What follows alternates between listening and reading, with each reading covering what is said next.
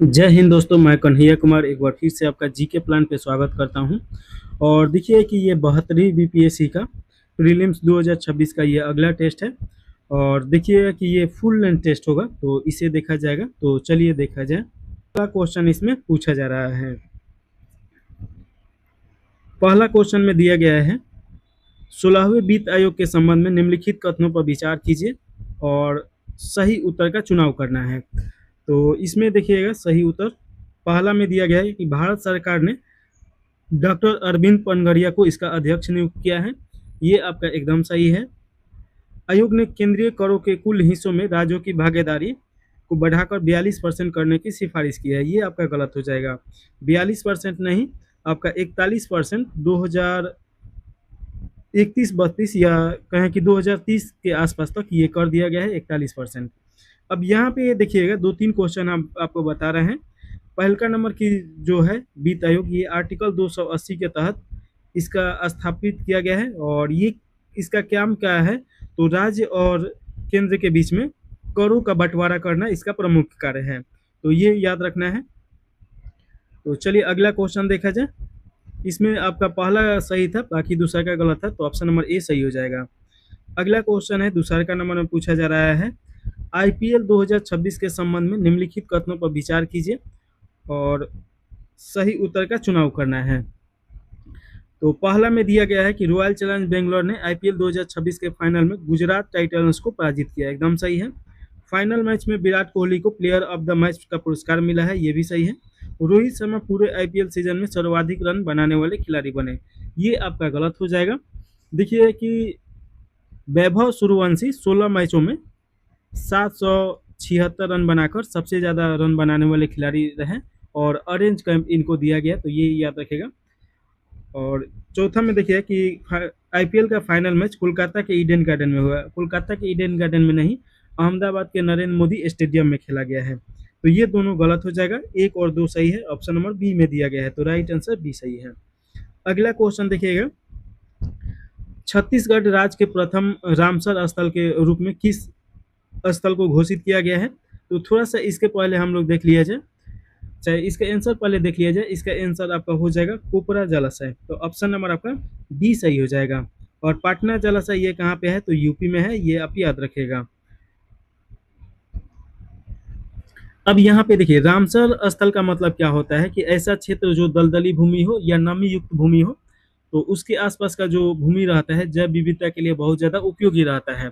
तो अगर उसका क्षय हो रहा है, वो खत्म हो रहा है या नष्ट हो रहा है किसी भी प्रकार से, तो उसको रामसर स्थल सूची में शामिल किया जाता है। रामसर स्थल जो है ईरान में एक जगह का नाम है। यहीं पे पहला इससे संबंधित बैठक हुआ था 1972 में, और 1981 में भारत इसमें शामिल हुआ। तो ये आपका प्रिवेट करने के लिए या कहें कि इसको सुरक्षित करने के लिए इसमें शामिल किया जाता है। तो ये याद रखेगा, हर साल 2 फरवरी को रामसर दिवस के रूप में मनाया जाता है। तो ये भी आपको याद रखना है। तो इसका राइट आंसर डी सही हो जाएगा, कोपरा जलाशय। अगला क्वेश्चन है चौथा नंबर। इसमें पूछा जा रहा है कि बिहार विधानसभा निर्वाचन 2025 के संबंध में निम्नलिखित कथनों पर विचार करना है। तो इसमें देखिएगा कि पहला में दिया गया है, निर्वाचन के बाद श्री सम्राट चौधरी बिहार के मुख्यमंत्री बने। ये आपका गलत हो जाएगा। देखिए कि 10वीं बार नीतीश कुमार को मुख्यमंत्री बनाया गया था, 10वीं बार ये शपथ लिए थे। तो ये तो आपका गलत हो जाएगा। और देखिए कि ये सम्राट चौधरी अभी अप्रैल की मार्च में बने थे और ये 24वें मुख्यमंत्री हैं बिहार के। तो ये भी थोड़ा सा याद रखिएगा। दूसरका में दिया है, मैथिली ठाकुर निर्वाचन में सबसे युवा विधायक चुनी गई हैं। ये आपका एकदम सही है। तो इसका राइट आंसर बी सही हो जाएगा। ऑप्शन नंबर केवल 2 सही है।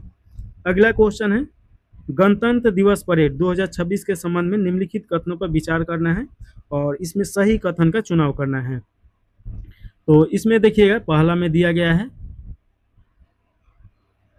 महाराष्ट्र की झांकी गणेश उत्सव आत्मनिर्भरता का प्रतीक ने प्रथम स्थान प्राप्त किया। एकदम सही है।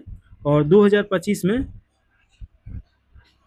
देखिएगा कि यूपी का जो है जो मंदिर है अयोध्या मंदिर, उस पे वो प्रथम स्थान हासिल किया था 2025 में। चलिए अगला देखेंगे ऑप्शन, तीनों सेनाओं में सर्वश्रेष्ठ मार्चिंग दल का पुरस्कार भारतीय थल सेना ने जीता। ये आपका गलत हो जाएगा।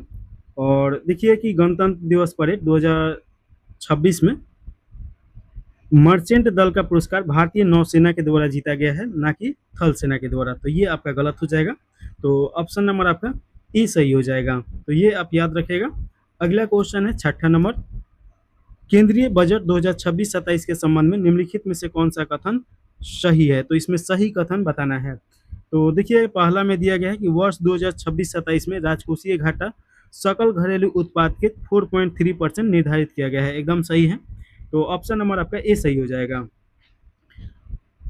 बजट में राजस्व घाटे का लक्ष्य सकल घरेलू उत्पाद का 1.4 रखा गया है, 1.5 रखा गया है। तो ये आपका गलत है।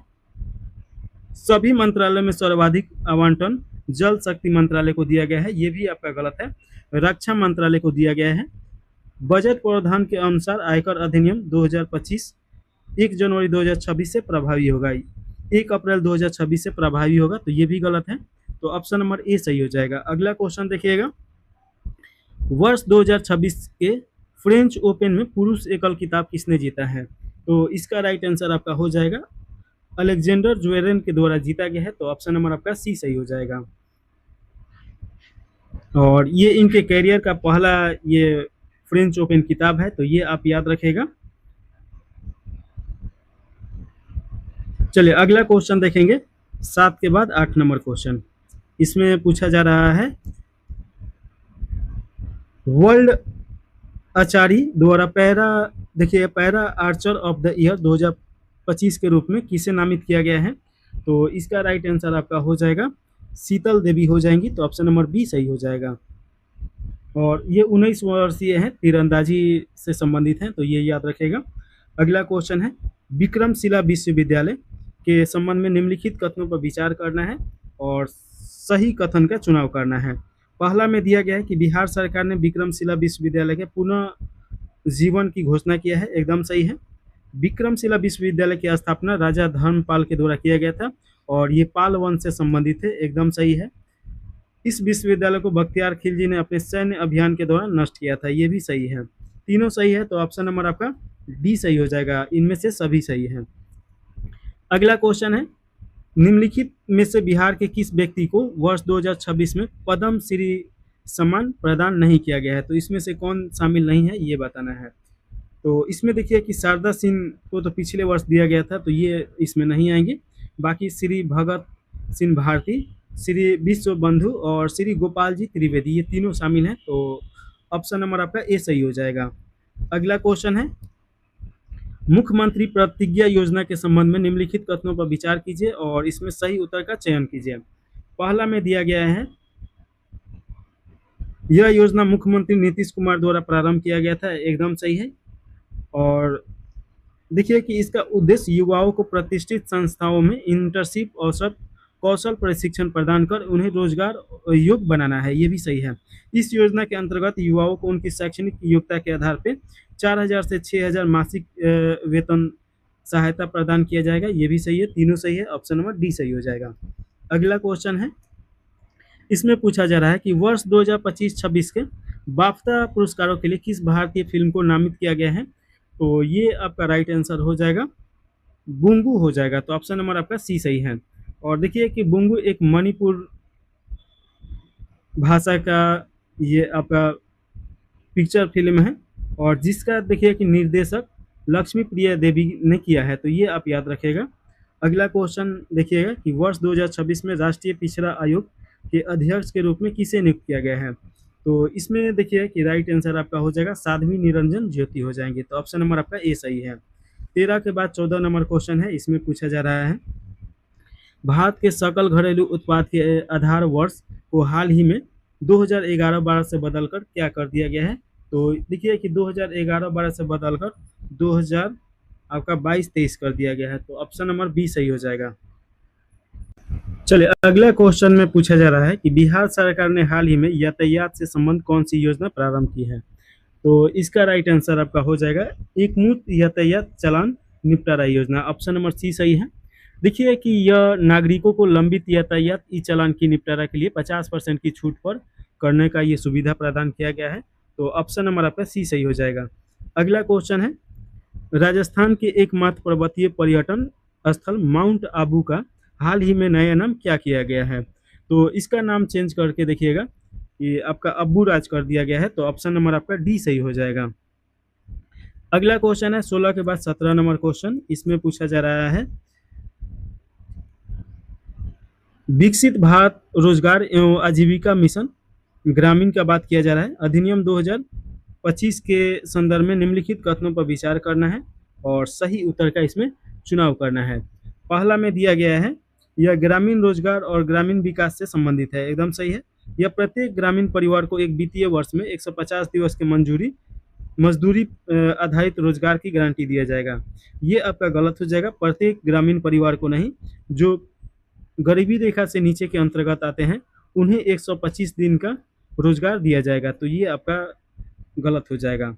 इनमें मानक आवंटन और अधिकांश राज्यों के लिए 60-40 तथा उत्तर पूर्वी हिमालय राज्यों के लिए 90-10 के अनुपात में इसमें साझाकर अनुपात प्रावधान है। ये आपका एकदम सही है।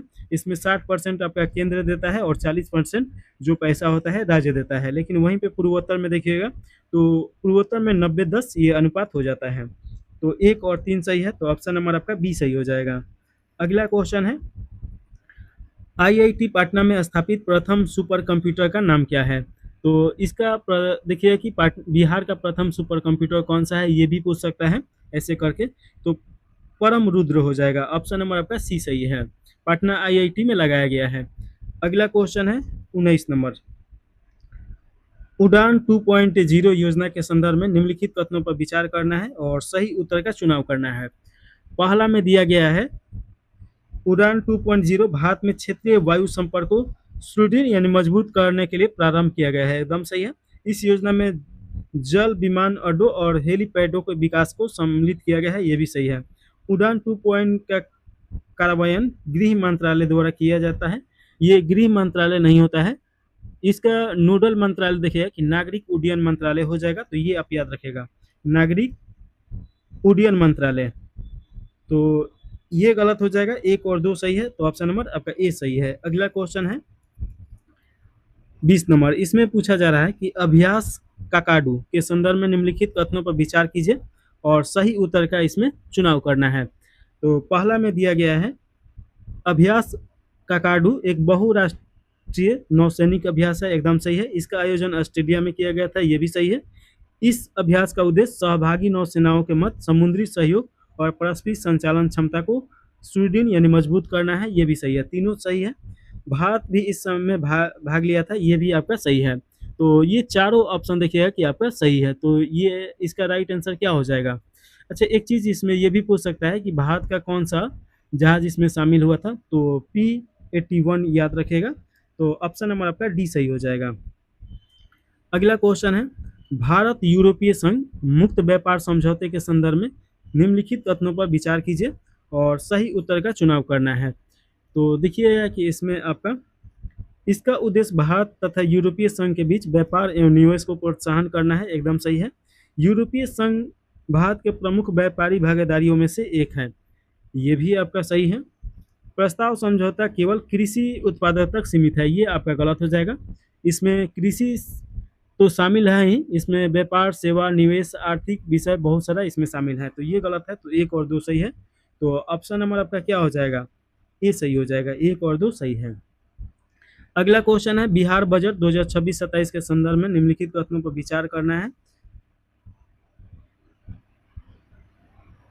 और इसमें आपका विचार करना है। तो सही पूछ रहा है कि गलत, ये नहीं दिया है।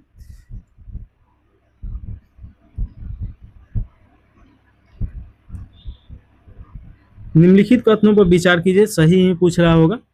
तो इसमें देखिएगा, कुल बजटीय परिव्यय 3,47,00,000 करोड़ से अधिक है, ये आपका एकदम सही है।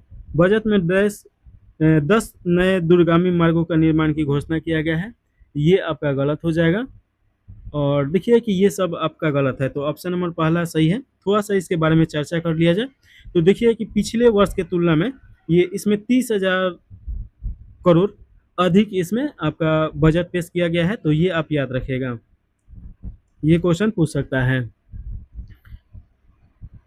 चलिए 22 के बाद 23 नंबर क्वेश्चन देखिएगा। इसमें पूछा जा रहा है कि मैथिली भाषा के लिए साहित्य अकादमी पुरस्कार 2025 किसे प्रदान किया गया है? तो इसका राइट आंसर हो जाएगा महेंद्र मलिंगा। महेंद्र मलिंगा। तो ऑप्शन नंबर आपका बी सही हो जाएगा। और क्यों दिया गया है इनके? तो इनका एक कृति है, इनके द्वारा लिखा गया है प्रबंध संग्रह। प्रबंध संग्रह लिखा गया है।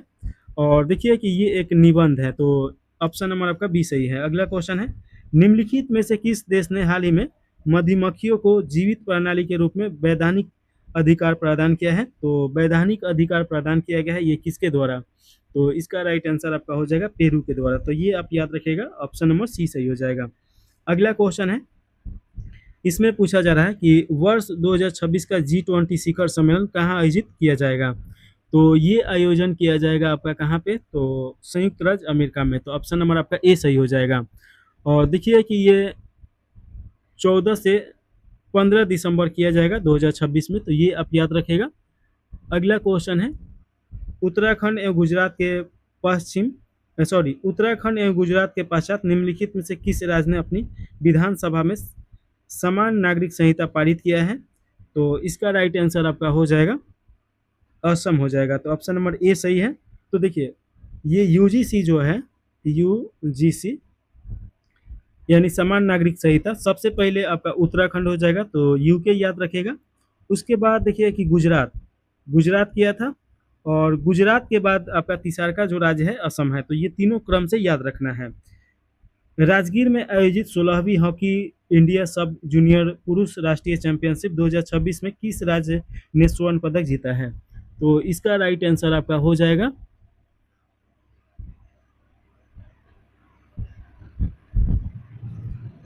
ये आपका उत्तर प्रदेश के द्वारा जीता गया है। तो ऑप्शन नंबर बी सही हो जाएगा। चलिए अगला क्वेश्चन है 27 के बाद 28 नंबर।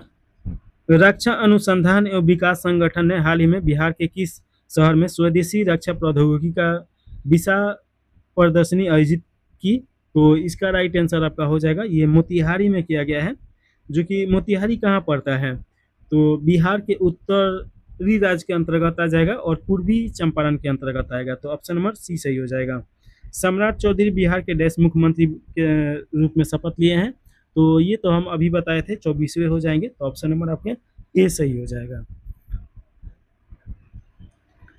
अगला क्वेश्चन है 29 के बाद 30 नंबर क्वेश्चन। इसमें पूछा जा रहा है, बिहार विद्युत वाहन संशोधन नीति 2026 का लक्ष्य है कि वर्ष 2030 तक बिहार में सभी नए वाहन पंजीकरणों में विद्युत वाहनों की हिस्सेदारी कम से कम कितना करना है?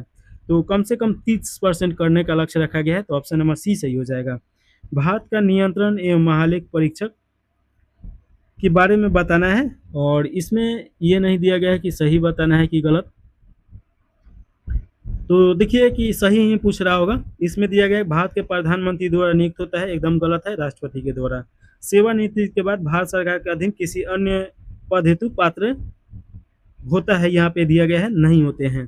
संघ के खाते से संबंधित लेखा परीक्षक प्रतिवेदन राष्ट्रपति को प्रस्तुत करते हैं, ये आपका एकदम सही है। तो देखिए कि ये गलत है, और देखिए कि ये भी गलत है। तो ऑप्शन नंबर आपका सी सही हो जाएगा। अगला क्वेश्चन है कि भारत के संविधान के विभिन्न सूचियों से संबंधित निम्नलिखित विषय पर विचार करना है, और कौन सा विषय समवर्ती सूची के अंतर्गत आता है ये बताना है। तो देखिए कि आपका भारत को मतलब कि जितना ये है संविधान में, तो इनमें 3 सूची में विभाजित किया गया है, या कहें कि 4 सूची में विभाजित किया गया है। पहला संघ सूची हो जाएगा, इसमें अगर शामिल कोई विषय है तो वो केंद्र सरकार उस पर निर्णय लेता है। उसके बाद राज्य सूची हो जाएगा, ये राज्य सूची पे अगर कोई निर्णय लेना है तो राज्य सरकार लेता है। उसके बाद समवर्ती सूची आता है। समवर्ती सूची में देखिए कि संघ और राज्य दोनों कानून बना सकते हैं, लेकिन यहाँ पे थोड़ा सा डिफरेंट ये होता है कि अगर दोनों एक ही विषय पे बनाएंगे तो संघ का सर्वोच्च माना जाएगा। तो ये 3 सूची तो आप याद रखेगा। एक होता है अवशिष्ट सूची, तो मतलब वो किसी सूची में शामिल नहीं होता है। तो अवशिष्ट भाग जो होता है वो केंद्र सरकार के पास होता है, और ये प्रावधान कनाडा के संविधान से लिया गया है। तो इतना जरूर याद रखेगा। अब यहाँ पे देखिए कि समवर्ती सूची में कौन आता है। तो इसमें देखिए कि पहला में दिया गया है वन, वन ये आपका दोनों में आएगा, यानी कि संघ और राज्य, तो ये समवर्ती सूची में आएगा। उसके बाद लोक स्वास्थ्य और स्वच्छता, ये आपका राज्य सूची के अंतर्गत है। पुलिस और प्रशासन, ये भी राज्य सूची के अंतर्गत आता है। विद्युत, ये दोनों में आ जाएगा। विवाह विवाह विच्छेद, ये भी दोनों में आ जाएगा, यानी कि ये सब सम सूची के अंतर्गत आएगा, 1, 3 और 4। तो ऑप्शन नंबर आपका ए सही हो जाएगा। अगला क्वेश्चन देखिएगा, निम्नलिखित में से कौन से नीति निर्देशक उदार बौद्धिक सिद्धांतों का अनुसरण करते हैं? तो इसमें आपका देखिएगा पहला में दिया गया है सभी नागरिकों के लिए समान नागरिक संहिता सुनिश्चित करना, ये आपका एकदम सही है। राज्यों को ये निर्देश देता है, राज्य के नीति निर्देश कि ऐसा बनाना चाहिए, और आर्टिकल 44 के तहत, तो ये आप याद रखिएगा। ग्राम पंचायतों का संगठन, ये आपका देखिएगा दूसरा में दिया गया है ग्राम पंचायतों का संगठन, ये आर्टिकल 40 में दिया गया है। और देखिए कि ये गांधीवादी सिद्धांत से संबंधित है, तो ये उदारवादी सिद्धांत में नहीं आएगा। 6 वर्ष से कम आयु के बच्चों के लिए प्रारंभिक बाल्य अवस्था देखभाल और शिक्षा उपलब्ध कराना, ये भी आपका उदारवादी के अंतर्गत आ जाएगा। न्यायपालिका को कार्यपालिका से पृथक करना, आर्टिकल 50 में दिया गया है, ये भी आपका इसके अंतर्गत आ जाएगा। तो 1, 3, 4 हो जाएगा, तो ऑप्शन नंबर सी सही है। अगला क्वेश्चन है 34 नंबर। तो इसमें देखिएगा 34 में दिया गया है, इसमें पूछा जा रहा है कि कौन सा सही सुमेलित नहीं है, ये बताना है। तो पहला में दिया गया है कि प्रथम संविधान संशोधन अधिनियम 1951 9वीं अनुसूची जोड़ा गया, इसमें भूमि सुधार से संबंधित प्रावधान किया गया। और ये भी आपसे क्वेश्चन पूछ सकता है कि 9वीं अनुसूची जब जोड़ा गया या प्रथम संविधान संशोधन किया गया तो किस राज्य के लिए किया गया, तो बिहार के लिए किया गया, ये याद रखेगा। और दूसरा का देखिए कि 42वां संविधान संशोधन अधिनियम 1976 उद्देशिका में समाजवादी पंथ निरपेक्ष अखंडता 3 शब्द ऐसे जोड़े गए, तो ये भी आपका सही है, तो दोनों सही है। 44वां संविधान संशोधन अधिनियम 1978 संपत्ति के अधिकार को मूल अधिकार बनाया गया, ये मूल अधिकार संपत्ति का अधिकार था, इसे आपका कानूनी अधिकार बनाया गया। और आर्टिकल 31 के हटा के इसे 300 के क में रखा गया, तो ये आप याद रखिएगा, तो ये आपका गलत हो जाएगा। और अगला देखिएगा कि 73वां संविधान संशोधन 1992 पंचायती राज संस्थाओं को संवैधानिक दर्जा प्रदान किया गया, एकदम सही है।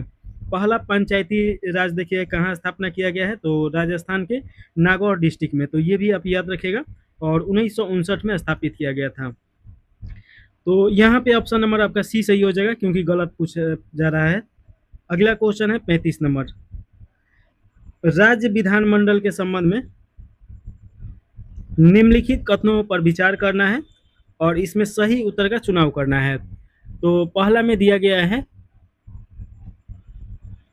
किसी राज्य की विधान परिषद का गठन या उन्मूलन संसद द्वारा किया जा सकता है यदि उस राज्य की विधानसभा इस संबंध में एक प्रस्ताव पारित करे, एकदम सही है। धन विधेयक के पारित होने में विधान परिषद को विधानसभा के समान शक्तियां प्राप्त है, ये आपका गलत हो जाएगा। विधानसभा को ज़्यादा शक्ति प्राप्त है, देखिए कि विधान परिषद उसमें कोई भी चेंज नहीं कर सकता है, तो ये आपका देखिएगा कि ऑप्शन नंबर ए सही हो जाएगा। अगला क्वेश्चन है संसद की कार्यवाहियों के संबंध में निम्नलिखित कथनों में से कौन सा कथन सत्य है, तो इसमें सत्य कथन बताना है। पहला में दिया गया है कि संसद में कार्य केवल हिंदी में होगा, ये आपका गलत हो जाएगा। भारत के महान न्यायवादी को संसद में अभिव्यक्ति का अधिकार है किंतु मतदान का अधिकार नहीं है, ये आपका एकदम सही है, तो ऑप्शन नंबर आपका बी सही हो जाएगा। अगला क्वेश्चन देखिएगा 37 नंबर, भारत का संविधान मूल कर्तव्यों का प्रावधान करता है, मूल्य कर्तव्यों के संबंध में निम्नलिखित कथनों पर विचार कीजिए और सही कथन का चुनाव करना है। पहला में दिया गया है ये नागरिक को स्मरण कराने के लिए लोकतांत्रिक व्यवस्था में अधिकार और कर्तव्य समान रूप से महत्वपूर्ण है, ये आपका एकदम सही है। ये न्यायालय द्वारा उसी प्रकार प्रत्यक्ष रूप से परिवर्तनीय है जैसा मूल अधिकार है, ये आपका गलत हो जाएगा। ये आपका जो नागरिक होते हैं उनके स्व विवेक पे आधारित है। ये संविधान राष्ट्रीय ध्वज और राष्ट्रीय गान के प्रति सम्मान को प्रोत्साहित करता है, एकदम सही है। इन्हें संविधान के 44वें संविधान संशोधन अधिनियम 1978 के द्वारा जोड़ा गया, तो देखिए कि ये आपका गलत हो जाएगा। ये आपके 1976 के तहत जोड़ा गया है, आपका 78 के तहत नहीं। तो 1 और 3 सही है, तो ऑप्शन नंबर ए सही हो जाएगा। थोड़ा-सा मूल कर्तव्य के बारे में देख लिया जाए। मूल कर्तव्य जो है वर्तमान में 11 प्रकार का मूल कर्तव्य है, और मूल कर्तव्य क्या होता है, तो ये संविधान के या अपने देश के प्रति जो भावना है उसी को इसमें दर्शाया गया है। और ये कहाँ से लिया गया है, तो ये रूस के संविधान से लिया गया है, तो ये आप याद रखिएगा। अगला क्वेश्चन है, निम्नलिखित में से कौन भारत के निर्वाचन आयोग की सेवा की शर्तों और पदावधि का निर्धारण करता है? तो इसका राइट आंसर आपका हो जाएगा संसद द्वारा निर्मित विधि के द्वारा ये किया जाता है, तो ऑप्शन नंबर सी सही है। भारत के संविधान की अनुसूचियों के संबंध में निम्नलिखित कथनों पर विचार करना है और सही कथन का चुनाव करना है।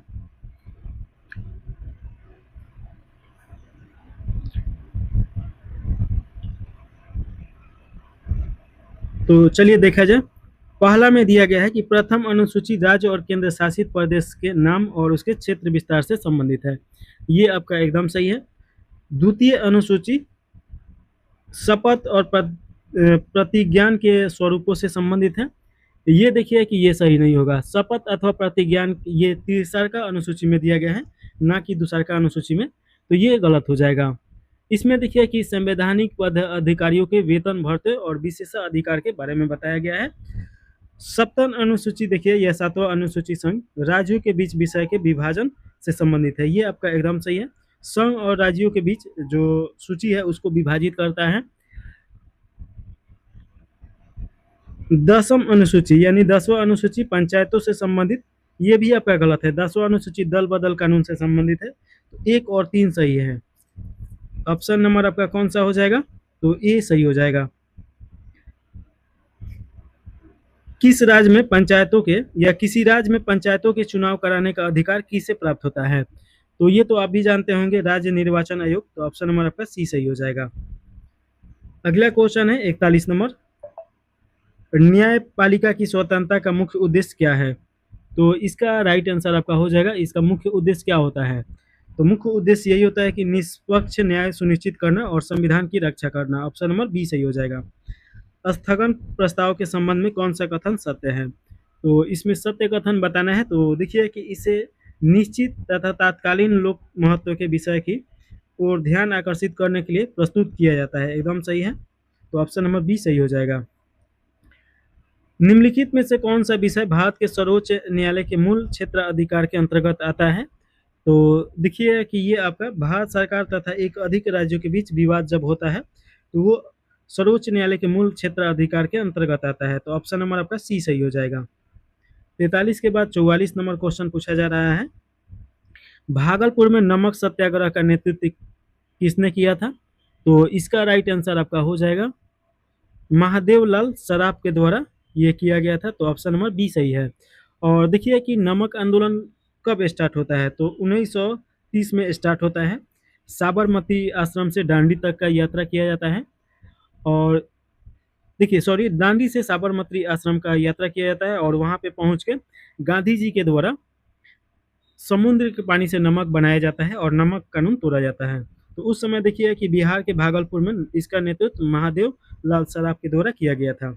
बिहार में सर्च लाइट समाचार पत्र के संस्थापक कौन थे, तो इसके संस्थापक का अगर बात किया जाए तो मुरली मोहन प्रसाद हो जाएंगे, ऑप्शन नंबर आपका सी सही हो जाएगा।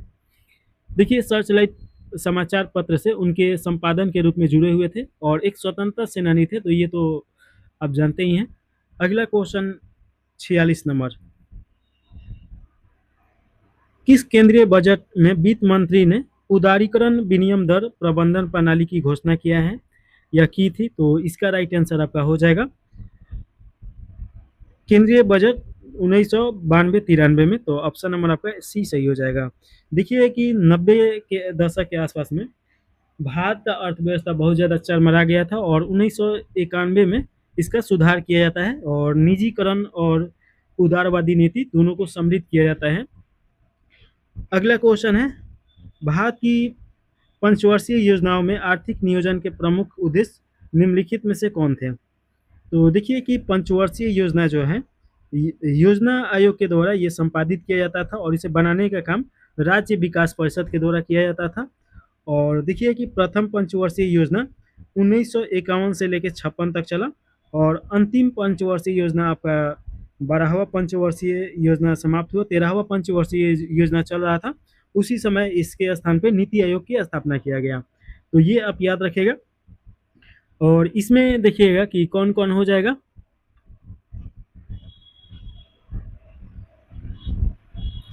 तो आर्थिक समृद्धि हो जाएगा, आधुनिकीकरण हो जाएगा, आत्मनिर्भर, असमानताओं में कमी, चारों का चारों सही है। तो ऑप्शन नंबर आपका डी सही हो जाएगा। अगला क्वेश्चन है, उपभोक्ता मूल्य सूचकांक सीपीआई के संदर्भ में निम्नलिखित कथनों पर विचार कीजिए और सही कथन का चुनाव करना है। देखिए कि पहला में दिया गया है, उपभोक्ता मूल्य सूचकांक भारत में खुदरा मुद्रास्फीति का प्राथमिक मापक है, एकदम सही है। उपभोक्ता मूल्य सूचकांक परिवारों द्वारा उपयोग किए जाने वाली वस्तुओं और सेवाओं की कीमतों में परिवर्तन का आकलन करता है, ये भी सही है। भारतीय रिजर्व बैंक मुद्रास्फीति लक्ष्यीकरण ढांचे के अंतर्गत मौद्रिक नीति के निर्माण के लिए उपभोक्ता मूल्य सूचकांक का उपयोग करता है, ये भी सही है। उपभोक्ता मूल्य सूचकांक की टोकरी में संशोधित की आवश्यकता नहीं होती है, क्योंकि समय के साथ परिवारों के उपभोग प्रतिरूप स्थिर होता है, ये आपका गलत हो जाएगा। संशोधन किया जाता है समय समय पे। तो 1 और 2 3 सही है, तो ऑप्शन नंबर ए सही हो जाएगा। अगला क्वेश्चन है, आर्थिक पूंजी रूपरेखा पर बिमल जमाल समिति का गठन किसके द्वारा किया गया था? तो इसका राइट आंसर आपका हो जाएगा भारतीय रिजर्व बैंक के द्वारा। तो आरबीआई के द्वारा किया गया था, ऑप्शन नंबर ए सही हो जाएगा। आरबीआई की स्थापना 1935 में किया गया था, और इसे राष्ट्रीयकरण कब किया गया? तो 1949 में राष्ट्रीयकरण किया गया। आरबीआई का हेडक्वार्टर आपका कहाँ पे है? तो मुंबई में है। तो ये आप याद रखिएगा, मुंबई हो जाएगा। और ये बैंकों का बैंक है, यह भारत सरकार की तरफ से ये बैंक के रूप में काम करता है, और सभी बैंकों के लिए ये आपका नियम बनाता है। तो ये सभी आप याद रखिएगा। अगला क्वेश्चन है 50 नंबर, भारत के उर्वरक आयात के संबंध में निम्नलिखित कथनों पर विचार करना है और सही कथन का चुनाव करना है। पहला में दिया गया है, भारत विश्व के सबसे बड़े उर्वरक आयातकों में से एक है, एकदम सही है। वैश्विक स्तर पर उर्वरकों की बढ़ती कीमतें भारत के उर्वरक अनुदान भार को बढ़ा सकती है, ये भी आपका सही है। पश्चिमी एशिया युद्ध से पूर्व भारत की यूरिया आयात में खाड़ी देशों की महत्वपूर्ण हिस्सेदारी थी, ये भी सही है। भारत केवल चीन से उर्वरक का आयात करता है, ये आपका गलत हो जाएगा। ये तो आप भी समझ सकते हैं कि केवल एक देश से आयात नहीं हो सकता है। तो 1 2 3 आपका राइट आंसर है, ये सही हो जाएगा। अगला क्वेश्चन है, निम्नलिखित में से किसको चालू खाते के घाटे अथवा चालू खाते के अधिशेष की गणना करते समय ध्यान में रखा जाता है? तो इसमें आपको सही उत्तर का चुनाव करना है। तो इसमें देखिएगा कि आपका कौन कौन हो जाएगा। तो वस्तुओं का व्यापार एकदम सही है। प्रेषण का भी ध्यान रखा जाता है। प्रत्यक्ष विदेशी निवेश का अंतर प्रवाह, ये आपका गलत हो जाएगा, इसका ध्यान नहीं रखा जाता है। सेवाओं का निर्यात, ये आपका 1 2 और 4 हो जाएगा, ऑप्शन नंबर डी सही है। विशेष अतिरिक्त उत्पाद शुल्क भारत सरकार द्वारा निम्नलिखित में से किस उत्पाद पे लगाया जाता है? तो इसका राइट आंसर आपका हो जाएगा किस पे लगाया जाता है। तो देखिएगा कि पेट्रोलियम उत्पाद और कच्चे तेल पे लगाया जाता है। तो ऑप्शन नंबर आपका बी सही हो जाएगा। कृषि तो आप जानते हैं कि राज्य सूची के अंतर्गत आ जाएगा, इलेक्ट्रिक समवर्ती सूची, और कपड़ा भी आपका समवर्ती सूची में आ जाएगा। तो पेट्रोलियम उत्पादन और कच्चा तेल ये आपका अवशिष्ट जो शक्ति होता है उसके अंतर्गत आता है। तो ऑप्शन नंबर बी सही हो जाएगा। अगला क्वेश्चन है, भारत को प्राप्त होने वाले प्रेषण मतलब कि जो भारतीय हैं विदेश गए हैं और वहां से जो पैसा कमा के भेजते हैं उसके बारे में बात हो रहा है। सही उत्तर का चुनाव करना है। पहला में दिया गया है कि प्रेषण भारत को विदेशी मुद्रा अर्जित करने में सहायता करते हैं तथा व्यापार घाटे से उत्पन्न दबाव को आंशिक रूप से संतुलित करते हैं, ये सही है। भारत को प्राप्त कुल प्रेषणों में खाड़ी देशों की हिस्सेदारी सत्र 2016-17 और 23-24 के बीच बढ़ी है, ये आपका गलत हो जाएगा। ये घाटा है 2016-17 और 2023-24। यहाँ पे आंशिक रूप से हमेशा युद्ध की संभावना बनने के कारण यहाँ पे घाटा है। तो ऑप्शन नंबर आपका ए सही हो जाएगा। अगला क्वेश्चन है, भारत में स्वर्ण आयात के संबंध में निम्नलिखित कथनों पर विचार करना है और सही उत्तर का चुनाव करना है। पहला में देखिएगा, विश्व देखिए, भारत विश्व का सबसे बड़ा स्वर्ण आयातक है।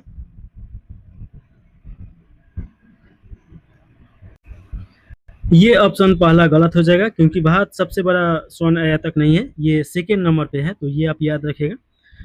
भारत के आयात बिल में कच्चे तेल के बाद स्वर्ण दूसरा सबसे बड़ा मद है, ये आपका एकदम सही है। देखिए कि 78 बिलियन डॉलर के आसपास में इसका खरीदारी हुआ है, तो ऑप्शन नंबर बी सही हो जाएगा। अगला क्वेश्चन है, पूर्व अनुमान बाजार यानी प्री प्रेडिक्शन मार्केट क्या है? तो इसका राइट आंसर आपका हो जाएगा, ऐसा मंच जहां उपयोगकर्ता वास्तविक विश्व की घटनाओं के परिणामों के आधार पर अनुबंधों का व्यापार करते हैं, यानी कि पहले ही ये पता लगाया जाता है अनुमान के अनुसार कि घाटा लगेगा या फायदा होगा या कौन सा वस्तु का दाम चढ़ेगा उतरेगा, तो ये पूरा पूर्वानुमान बाजार होता है, तो ऑप्शन नंबर ए सही हो जाएगा। निम्नलिखित में से कितने जिले बिहार की राजधानी पटना जिले के समर्पित है, यानी कि सटा हुआ है? तो इसका राइट आंसर देखिए कि आपका 9 जिला हो जाएगा, तो ऑप्शन नंबर आपका सी सही है। और बिहार की राजधानी से 9 जिला कौन कौन सटा हुआ है, अगर ये पूछ दे तो उसमें ऑप्शन देगा 2-3 और पूछेगा कि कौन इसमें से नहीं है। तो देखिए कि अरवल, जहानाबाद, नालंदा, लखीसराय, बेगूसराय, समस्तीपुर, वैशाली, सारण, भोजपुर, ये सब सटा हुआ है। चलिए अगला क्वेश्चन है, बिहार के किस जिले की साक्षरता दर सर्वाधिक है? तो ये तो आप भी जानते हैं कि कौन सा हो जाएगा, रोहतास हो जाएगा, ऑप्शन नंबर आपका बी सही है। महिला या पुरुष दोनों में सर्वाधिक है, और धान में भी सबसे ज़्यादा यहाँ पे होता है, और आपका गेहूँ भी सबसे ज़्यादा होता है। बिहार के किस जिले में अनुसूचित जाति की जनसंख्या न्यूनतम है? तो सबसे न्यूनतम अगर देखा जाए तो किस डिस्ट्रिक्ट में है? तो इसका राइट आंसर हो जाएगा शिवहर, ऑप्शन नंबर आपका सी सही हो जाएगा। और गया में सबसे ज़्यादा है, तो ये आप याद रख सकते हैं। चलिए अगला क्वेश्चन देखिएगा। अच्छा, थोड़ा सा इस पे चर्चा कर लिया जाए। गया में देखिए कि गया का नाम गया जी कर दिया गया है, और गया सबसे ज़्यादा हॉट स्थल है बिहार में, अगर डिस्ट्रिक्ट वाइज देखा जाए तो सबसे गर्म जगह कौन सा है? गया है। सबसे ठंडा जगह कौन सा है? गया है। तो ये याद रखिएगा। पश्चिम चंपारण की अगर बात किया जाए तो बिहार में ये सबसे बड़ा क्षेत्रफल के डिस्ट्रिक्ट से जिला है, और देखिए कि नेपाल के साथ और उत्तर प्रदेश के साथ ये सीमा साझा करता है, तो ये याद रखिएगा।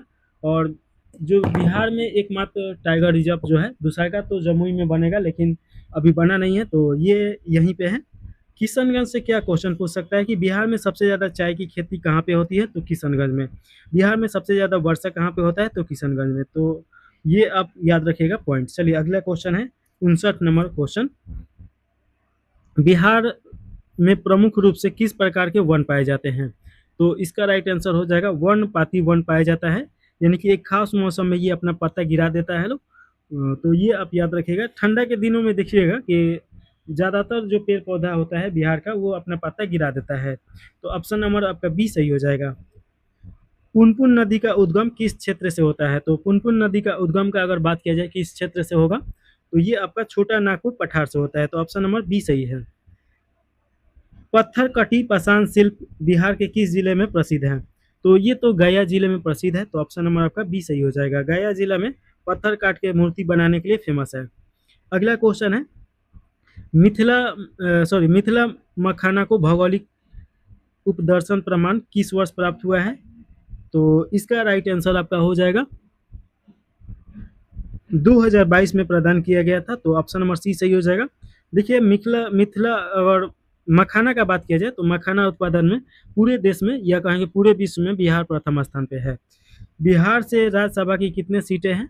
तो इसका राइट आंसर आपका हो जाएगा 16 सीट है, तो ये तो आप भी जानते हैं। अगला क्वेश्चन है, बिहार की प्रथम महिला राज्यपाल कौन थी? तो इसका राइट आंसर आपका हो जाएगा Ram Dulari Sinha, option number A सही हो जाएगा।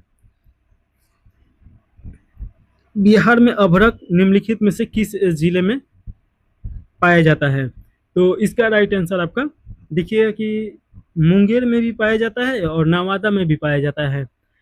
मुंगेर, नवादा और गया तीनों जिला में पाया जाता है, तो ऑप्शन नंबर आपका डी सही हो जाएगा। 65 के बाद 66 नंबर क्वेश्चन है, प्रकाश के संबंध में निम्नलिखित कथनों पर विचार करना है, और इसमें सही कथन का चुनाव करना है। तो देखिएगा पहला में दिया गया है, प्रकाश दोहरी प्राकृतिक प्रदर्शन करता है, एक तरंग और एक कण दोनों रूप में व्यवहार करता है। तो देखिएगा ये आपका एकदम सही है, ये दोनों रूप में काम करता है। थोड़ा सा इसके बारे में अगर चर्चा किया जाए तो देखिए कि जब ये सूर्य से चलता है तो ये फोटोन के रूप में चलता है, यानी कि छोटा छोटा इसका अपने पॉकेट के रूप में बंद रहता है। जब टकराता है तो वहाँ टूटता है और वहाँ पे ऊर्जा विखेरित करता है।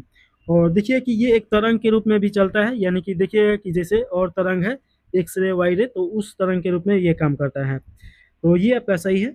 निर्वात में प्रकाश की चाल अधिकतम होती है तथा इसका मान लगभग 3 × 10⁸ ये होता है, एकदम सही है। ये भी सही है, दोनों सही है, तो ऑप्शन नंबर बी सही हो जाएगा।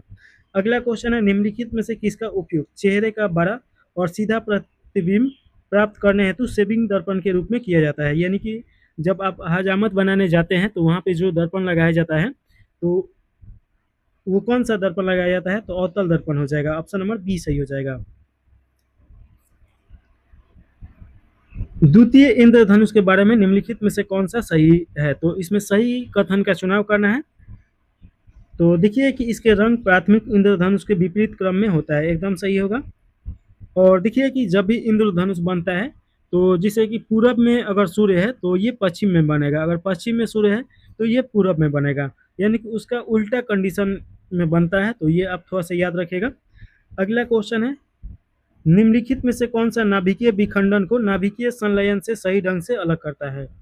तो इसमें देखिएगा कि इसका राइट आंसर आपका हो जाएगा, नाभिकीय विखंडन भारी नाभिक के विभाजन के माध्यम से ऊर्जा मुक्त करती है, जबकि नाभिकीय संलयन ऊर्जा मुक्त करने के लिए प्रकाश नाभिक को फ्यूज के रूप में फ्यूज करता है। ये आपका सही हो जाएगा, तो ऑप्शन नंबर बी सही है। और देखिए कि जो हाइड्रोजन बम होता है वो नाभिकीय विखंडन पे काम करता है, और जो परमाणु बम होता है नाभिकीय नहीं सॉरी, हाइड्रोजन बम जो होता है वो नाभिकीय संलयन पे काम करता है, और परमाणु बम जो होता है नाभिकीय विखंडन पे काम करता है। तो ये आप याद रखेगा। अगला क्वेश्चन है 70 नंबर, इसमें पूछा जा रहा है,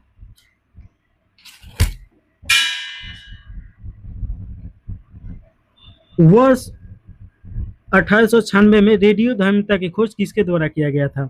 तो इसका खोज हेनरी बेकरेल के द्वारा किया गया था। तो ऑप्शन नंबर आपका बी सही हो जाएगा। नाभिकीय रिएक्टर के संबंध में निम्नलिखित कथनों पर विचार करना है और इसमें सही उत्तर का चुनाव करना है। पहला में दिया गया है,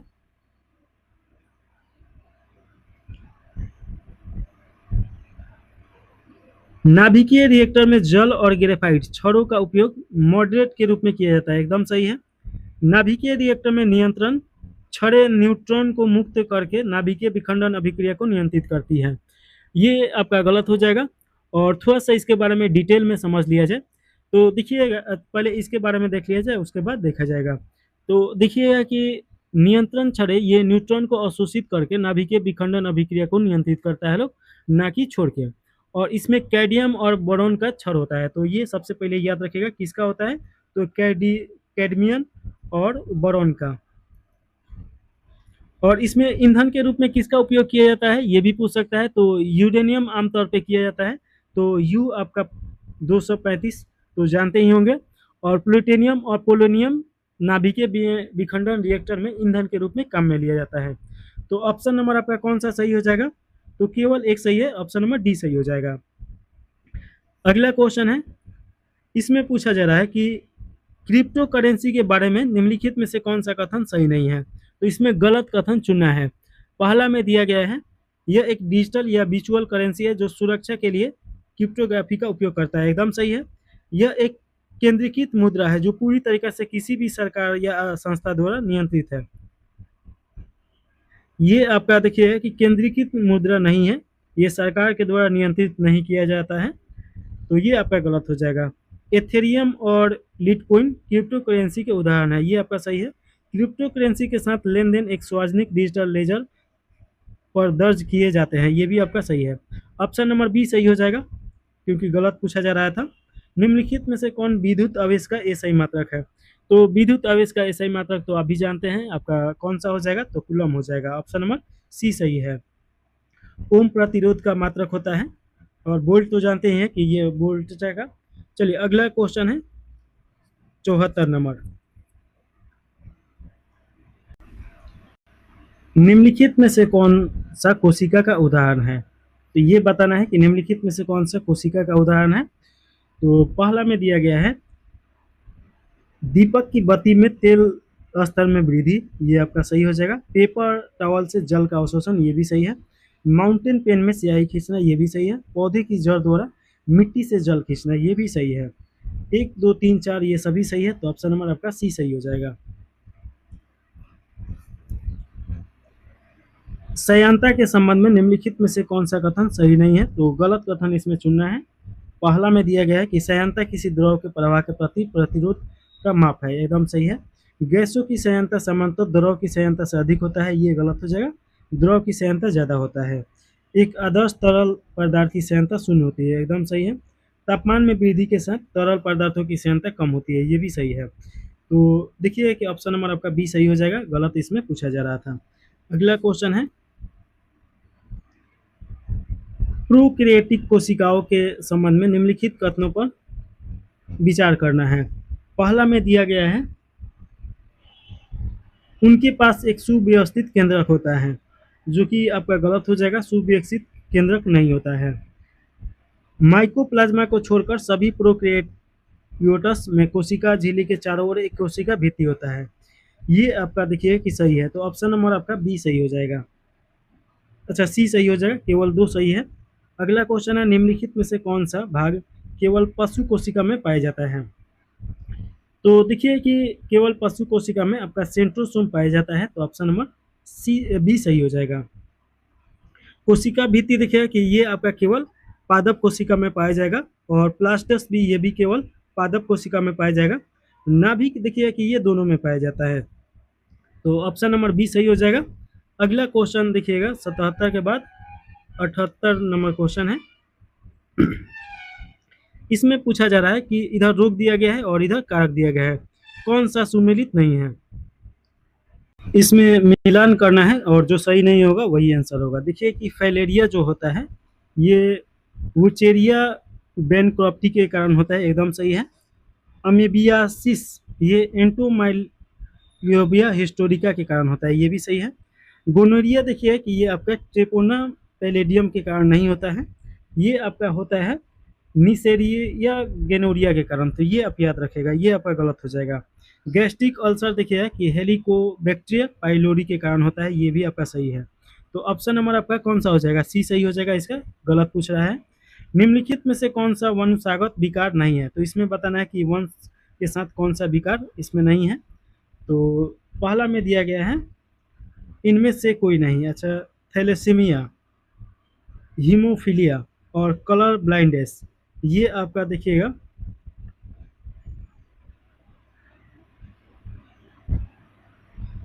तो इसमें देखिए कि ये तीनों का तीनों ऐसा विकार है जो अनुवांशिक होता है, तो ऑप्शन नंबर आपका ए सही हो जाएगा। इनमें से कोई भी ऐसा नहीं है जो अनुवांशिक नहीं है। देखिए कि हीमोफिलियस या कलर ब्लाइंड में आपका ब्लैक एंड व्हाइट ही दिखाई देता है, कोई रंग दिखाई नहीं देगा। और थैलेसीमिया में देखिएगा इस प्रकार व्यक्ति वाले हीमोग्लोबिन का उत्पादन करने में असमर्थ हो जाते हैं, और लाल रुधिर कोशिकाओं में वर्णक ऊतकों को ऑक्सीजन के परिवहन के लिए जिम्मेवार होता है। यह हीमोग्लोबिन उत्पादन को नियंत्रित करने वाले जीन के दोष होते हैं, तो ये आपका देखिएगा, तो ऑप्शन नंबर ए सही हो जाएगा। अगला क्वेश्चन है निम्नलिखित में से कौन सा हार्मोन अग्नाशय द्वारा स्रावित होता है, यानी कि अग्नाशय के द्वारा नियंत्रित होता है या निकलता है? तो इसका राइट आंसर आपका हो जाएगा इंसुलिन, तो होगा ही होगा, और इंसुलिन के कमी से जानते ही हैं कि मधुमेह रोग होता है। आपका इंसुलिन और ग्लूकागन भी होता है, ये भी हो जाएगा। एड्रेनालिन और कैल्सिटोसिन ये नहीं होगा, तो एक और बी सही है, तो ऑप्शन नंबर आपका कौन सा हो जाएगा? सी सही हो जाएगा। निम्नलिखित में से कौन सा एंजाइम वसा को ग्लिसरॉल में परिवर्तित करता है? तो ये देखिएगा कि आपका लाइपेज हो जाएगा, ऑप्शन नंबर डी सही है। लैक्टेस तो जानते ही हैं कि ये दूध से निकलता है, और एमाइलेज भी आप जानते ही हैं, तो ऑप्शन नंबर डी सही हो जाएगा। अगला क्वेश्चन है 82 नंबर, निम्नलिखित में से किसे ल्यूकोसाइट्स के रूप में भी जाना जाता है? तो ये राइट आंसर आपका हो जाएगा, श्वेत रुधिर कोशिकाएं को ल्यूकोसाइट्स भी बोला जाता है। तो ऑप्शन नंबर डी सही हो जाएगा। देखिए रुधिर जो होता है इसे हम लोग 3 भागों में बांट सकते हैं, जनरली 2 भागों में। एक आरबीसी जो रेड ब्लड सेल इसका फुल फॉर्म हो जाएगा, और इसका काम होता है ऑक्सीजन को पूरे शरीर में प्रवाहित करना। उसके बाद डब्ल्यूबीसी, ये वाइट ब्लड सेल होता है, और इसमें इसका कार्य होता है कि जितने रोगाणु आता है तो उसको ये नष्ट करता है और रोगाणुओं से बचाता है, तो प्रतिरक्षा ये करता है। तो ये याद रखेगा। और 1/3 का प्लाज्मा इसमें मिला रहता है, तभी ये द्रवित अवस्था में रहता है। तो ये तीनों चीज़ मिलके ब्लड का निर्माण करता है लोग।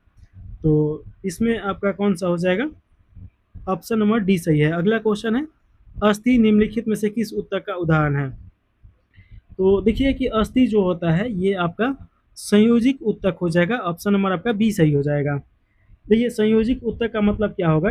अस्थि इस उत्तक का यह संरचना ढांचा प्रदान करता है जो शरीर को सहायता देता है और मांसपेशियों को सहायता देता है, प्रमुख अंगों को सहारा देता है और उत्तक मजबूत और गैर लचीला बनाता है। तो ये ध्यान दीजिएगा।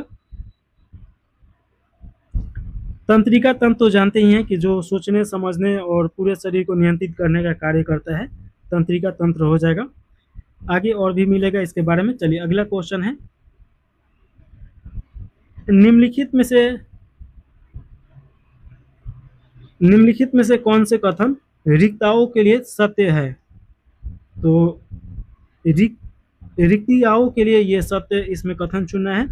तो आपका प्रथम में दिया गया है कि वे पशु कोशिकाओं में छोटी होती हैं, जबकि पौधे की कोशिकाओं में बहुत बड़ा रिक्तकाय होते हैं। ये आपका देखिएगा एकदम सही है। पौधे की कोशिकाओं में ये स्थिति बनाए रखती है और कोशिकाओं को संरचनात्मक कठोरता देती है। ये भी सही है, दोनों सही है। तो ऑप्शन नंबर आपका डी सही हो जाएगा। 84 के बाद 85 नंबर क्वेश्चन है दंत वल्क के प्राथमिक घटक क्या हैं? तो जो दांत के ऊपर जो रहता है और ये शरीर का सबसे कठोर भाग भी है, देखिए कि कैल्शियम और फास्फोरस से बना होता है। ऑप्शन नंबर आपका बी सही हो जाएगा। अगला क्वेश्चन है एंटीपायरेटिक्स के बारे में। एंटीपायरेटिक्स के बारे में निम्नलिखित कथनों पर विचार करना है और सही कथन का चुनाव करना है। तो इसमें देखिएगा कि आपका पहला में दिया गया है कि वे शरीर के तापमान को कम करने के लिए उपयोग किए जाने वाले पदार्थ हैं। एकदम सही है। एंटीपायरेटिक्स ये शरीर के तापमान को कम करता है। एस्प्रिन, पैरासीटामोल और फेनासेटोनी आमतौर पर एंटीपायरेटिक्स का उपयोग किया जाता है। तो ऑप्शन नंबर ये भी सही है। देखिए कि जब बुखार लगता है तो पैरासीटामोल तो ये जनरल दवा है बहुत, और एस्प्रिन भी इसका दवा है जब सर दर्द और थकान महसूस होगा, बुखार लगेगा तो, और फेनासेटिन भी है। तो ये तीनों हो जाएगा। तो ऑप्शन नंबर आपका बी सही है। 1 और 2 दोनों सही है। अगला क्वेश्चन पूछा जा रहा है पुताई में निम्नलिखित में से किस क्षार का उपयोग किया जाता है? तो जब पुताई करते हैं लोग तो चूना का उसमें उपयोग किया जाता है। तो देखिए कि उसी का रासायनिक नाम है कैल्शियम हाइड्रोक्साइड। तो ऑप्शन नंबर बी सही हो जाएगा। चलिए अगला क्वेश्चन है 87 के बाद 88 नंबर जल की अस्थायी कठोरता किसकी उपस्थिति के कारण होता है? तो उसमें कैल्शियम और मैग्नीशियम का सल्फेट होता है, इसके कारण होगा। तो ऑप्शन नंबर बी सही हो जाएगा। और देखिएगा कि जब इसे गर्म किया जाता है तो इसका अस्थायी कठोरता पिघल जाता है और इसे छान के ये निकाला जा सकता है। तो ये तो आप जानते ही हैं। तो अगला क्वेश्चन है 89 नंबर। इसमें पूछा जा रहा है कि मृदु पेय के निम्नलिखित में से कौन सा अम्ल पाया जाता है? तो मृदु पेय में आपका कौन सा अम्ल पाया जाएगा? तो इसका राइट आंसर आपका कार्बनिक एसिड पाया जाता है। तो ऑप्शन नंबर डी सही हो जाएगा। और देखिए कि अम्ल एक पदार्थ है जो जल में घुलनशील होता है। तो ये तो आप जानते ही हैं। पीएच मान के आधार पे अम्ल और क्षार को डिवाइड किया गया है। अगर 7 रहेगा पीएच मान तो ये उदासीन रहेगा, 7 से कम रहेगा तो ये अम्ल रहेगा, और 7 से ज़्यादा रहता है तो क्षार होता है। और देखिए कि 0 से लेकर 14 के बीच में इसका मान निर्देशित किया जाता है। इसका फुल फॉर्म क्या होगा? तो पावर ऑफ हाइड्रोजन होगा। तो ये तो इतना तो समझ गए होंगे। तो 89 का राइट आंसर आपका डी सही हो जाएगा। अगला क्वेश्चन देखिएगा नाइक्रोम के निम्नलिखित में से कौन से गुण इसे विद्युत ताप तत्वों और इग्निशन सिस्टम में उपयोग के लिए उपयुक्त बनाते हैं? तो इसका राइट आंसर आपका हो जाएगा ऊष्मा। देखिए कि उच्च ऊष्मा प्रतिरोध और संक्षारण प्रतिरोध और ऊंचे तापमान पर स्थिरता। तो ऑप्शन नंबर आपका ए सही हो जाएगा। नाइक्रोम के जो तार होता है इसी से देखिएगा कि आपका हीटर बनाया जाता है जिस पे खाना बनता है या ठंडा के दिनों में उपयोग किया जाता है गर्मी के लिए।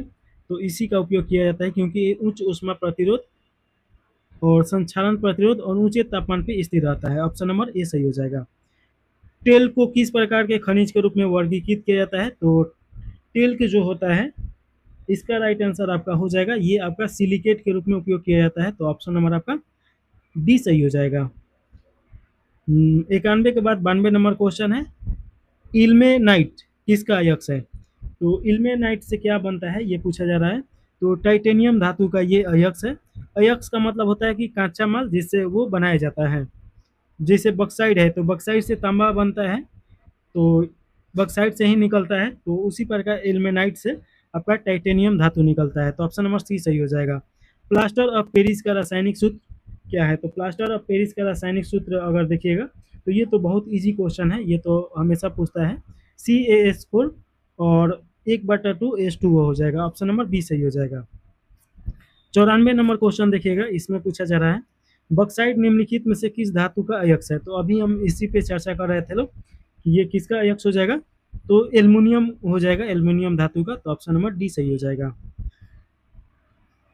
किसे ड्यूटेरियम और भारी जल के खोज के लिए वर्ष 1934 में रासायनिक विज्ञान में नोबेल पुरस्कार से सम्मानित किया गया था? तो इसका राइट आंसर आपका हो जाएगा हेरोल्ड क्लेटर उरे के ये दिया गया था। तो ऑप्शन नंबर सी सही हो जाएगा।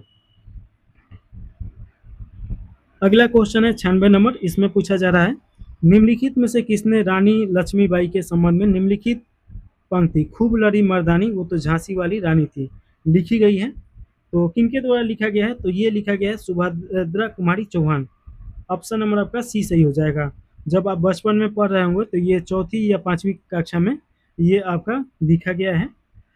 अगला क्वेश्चन है 1857 के विद्रोह के दौरान ब्रिटिश का गवर्नर जनरल कौन था? तो 1857 के विद्रोह के समय देखिएगा कि कैनिंग था, Lord Canning. Option number C सही हो जाएगा। ये भारत के प्रथम स्वतंत्रता संग्राम के नाम से जाना जाता है और विद्रोह को दबाने में महत्वपूर्ण भूमिका कौन निभाया था? तो कैनिंग के द्वारा निभाया गया था। तो ये याद रखिएगा।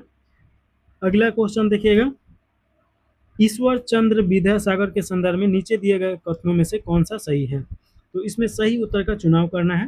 पहला में दिया गया है कि वे बाल विवाह और बहु विवाह के प्रबल विरोधी थे, एकदम सही है। उन्होंने संस्कृत महाविद्यालय के प्रचार के रूप में गैर ब्राह्मणों के लिए संस्था का द्वार खोले और ज्ञान पर परंपरागत एकाधिकार को तोड़ने के लिए पश्चिमी विचारों को अपनाया। ये भी सही है, दोनों सही है। ऑप्शन नंबर सी सही हो जाएगा। ईश्वर चंद्र विद्यासागर एक विद्वान और समाज सुधारक थे और देखिए कि वो पश्चिमी विचारधारा के उदारवादी नीति के थे, यानी कि पश्चिमी विचारधारा को भी मानते थे। अगला क्वेश्चन देखिएगा, इसमें पूछा जा रहा है 99 निम्नलिखित में से किसने 20वीं सदी के आरंभ में महाराष्ट्र में निराश्रित हिंद नागरिक विटल विध्वंसक और मंजूर पत्रिका या पत्रिकाएं प्रकाशित की है? तो इसका राइट आंसर हो जाएगा किशन फागुजी बंडोस। ऑप्शन नंबर आपका बी सही हो जाएगा। अगला क्वेश्चन है 100 नंबर, 1861 के भारत परिषद अधिनियम के तहत गवर्नर जनरल की परिषद का विस्तार किया गया और उसे निम्नलिखित रूप में कार्य करने का अधिकार दिया गया। तो इसका राइट आंसर आपका हो जाएगा विधि निर्माण के लिए शाही विधान परिषद। ऑप्शन नंबर आपका सी सही हो जाएगा। अगला क्वेश्चन है 1885 में भारतीय राष्ट्रीय कांग्रेस के प्रथम सत्र के दौरान पारित प्रस्तावों के संदर्भ में निम्नलिखित में से कौन सा कथन सही है?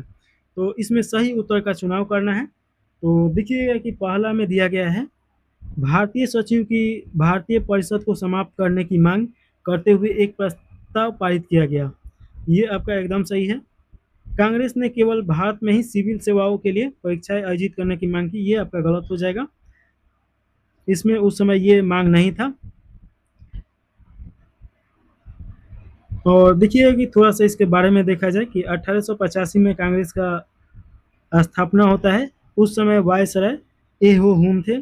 और देखिएगा कि सॉरी, वायसराय लॉर्ड डफरिन थे, ये आप थोड़ा-सा मिस्टेक हो गया है। तो लॉर्ड डफरिन वायसराय थे और एहो हुम इसके संस्थापक हैं, भारतीय राष्ट्रीय कांग्रेस के। तो ये आप थोड़ा-सा याद रखिएगा। तो ऑप्शन नंबर कौन-सा हो जाएगा? ऑप्शन नंबर आपका ए सही है, दूसरा का गलत है।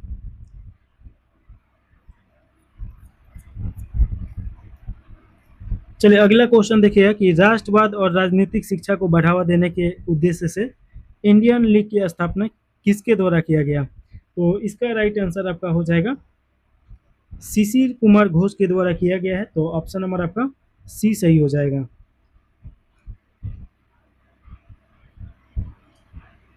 और देखिए कि ये कब किया गया, तो 1875 याद रखिएगा। 85 में तो कांग्रेस का अधिवेशन किया गया था। इसके पहले ये किया गया था राष्ट्रवाद की भावना को प्रेरित करने के लिए और राजनीतिक शिक्षा को बढ़ावा देने के लिए। तो इसका मेन मकसद ये था।